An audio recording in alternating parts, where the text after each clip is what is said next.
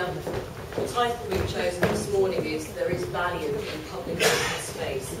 And as I go through my presentation, hopefully I'll try and emphasise to you, and you'll take away with you from this morning, that there is a difference between a financial value or a monetary value and an economic value. And this is sometimes where I feel, and many others will feel, that we're getting it wrong sometimes in Hong Kong, because we only tend to look at the financial value and not at what it really means in terms of economics.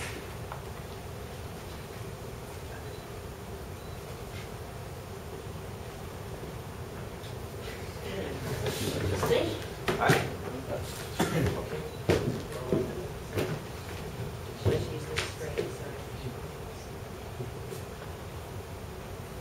Okay, so just to start off with a bit of economic context, in Hong Kong we're very good at infrastructure. We have the world's best airport.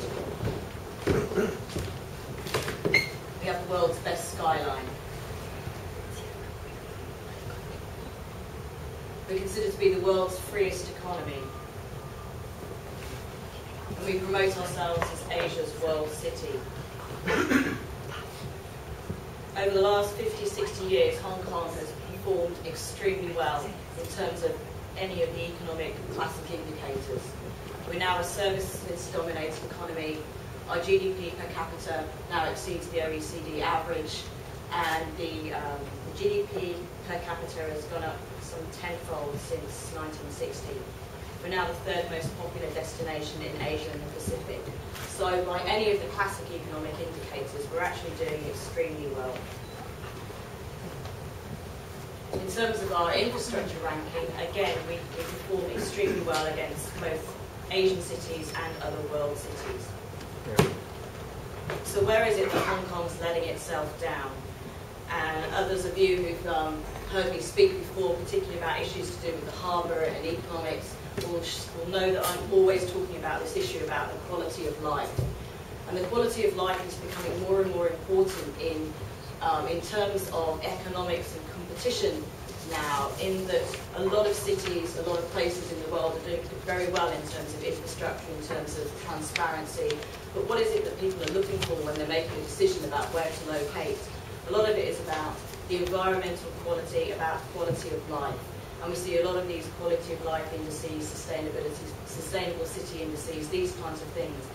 And some recent research that we were doing in relation to the harbour meant that we were looking at people's decision-making in terms of their location. And what we found was that it was only anecdotal evidence, it wasn't a full-blown study.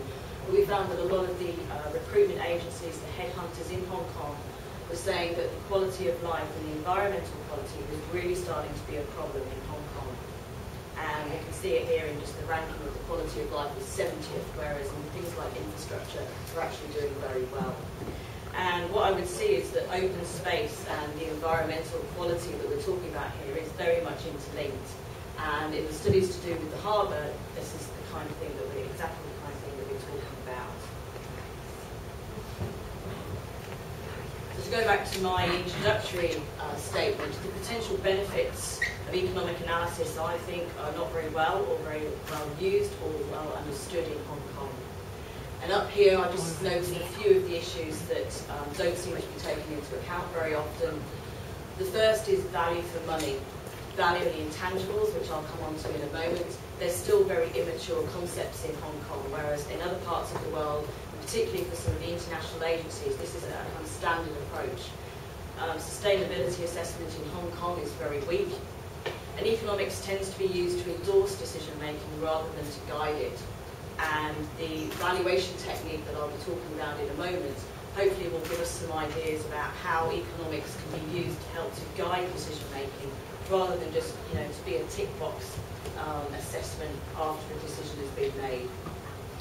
And one of my standard concerns, I suppose, about the analysis, particularly of sustainability or of economics in Hong Kong, is that once the decision's been made, then the economics is used just to analyse just very minor alternatives, rather than being used to really look at what is the problem, what are we trying to solve, and then looking at real alternatives, including perhaps not building something, maybe changing policy, maybe doing something much more creative in order to address a particular problem.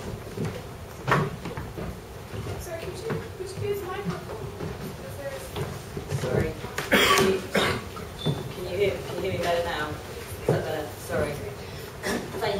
internet. So this morning I was asked to look at what is the value of open space.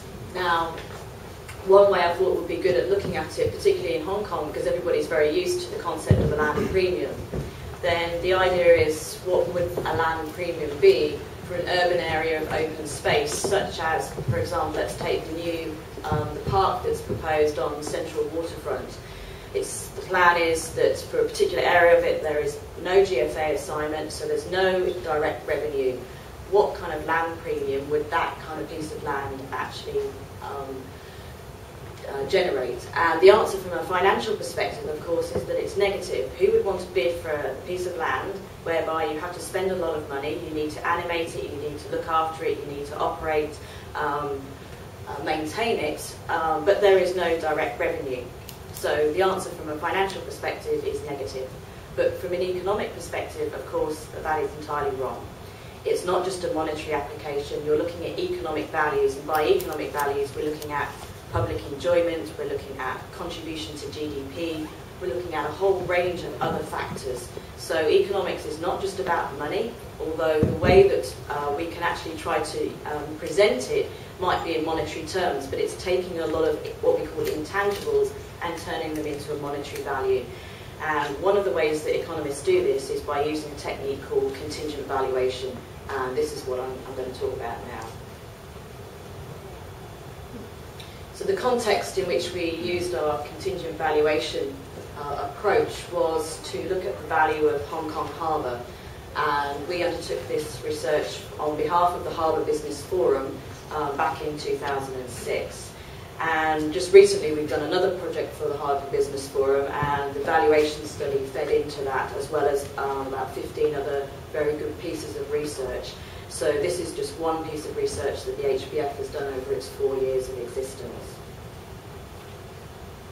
Just again a bit of context, the kind of open space and the kind of quality of life and the quality of the environment that we're talking about on the harbour front is summarised very well there with a number of pictures. I must credit a couple of them to Paul actually. I think the top left hand one is one of his specialities, and I think it just says so many, you know, the fact that the picture speaks so many words. Here we have people sitting there, there's no shading, there's no amenities, there's nothing to do, you can't even get there, but people really do want to get there, because you can see there they're willing to go through a lot of angst, shall we say, to actually get there. So back in 2006 we were asked to do a study for the HBF, and the question that was asked was, put a dollar value on improving the planning and development of Hong Kong's harbour. Quite a challenge. So from an economic perspective, we adopted what's called a contingent valuation approach, and although contingent valuation has been used for some minor studies in Hong Kong, there's been no study done of its kind, of its scale in Hong Kong before, and it's never been a public document available to the public. I know MTR have done some studies, but they're not really publicly available and on a much smaller scale. I have the advantage of having worked in my previous life, shall we say, for the Asian Development Bank and the World Bank as a consultant, and these kind of techniques are used a lot there, and I have a bit of experience that I can bring to it.